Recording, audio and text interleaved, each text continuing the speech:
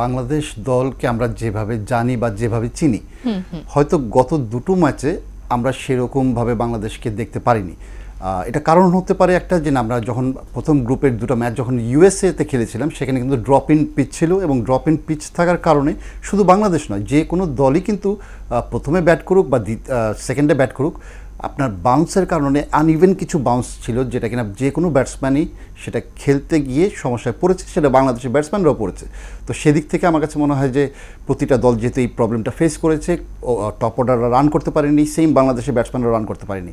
কিন্তু ওয়েস্ট ইন্ডিজে আসার পর কিংস্টাউনে যে মাঠে খেলা হচ্ছে, দীর্ঘদিন যাবৎ কিন্তু এই মাঠে কোনো ম্যাচ অনুষ্ঠিত হয়নি, ইন্টারন্যাশনাল ম্যাচ, এবং টি-20 মতো বড় আসরের ম্যাচ এই ভেন্যুতে দেওয়া হয়েছে।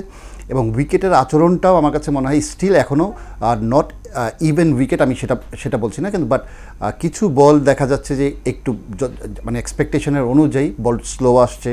তো ব্যাটসম্যানদের আমার কাছে মনে হয়, ব্যাটসম্যানদের আমি বলছি না যে ব্যাটসম্যানরা এই কারণে খারাপ করছে, কিন্তু তারপর আমার কাছে মনে হয় যে আমাদের ব্যাটসম্যানরা ছন্দে ছিল না বিধায় রানটা কম হয়েছে। কিন্তু but thanks to the bowlers, যে না, বোলাররা কিন্তু লাস্ট দুই ম্যাচ কিন্তু ব্যাক আপ করে দিয়েছে।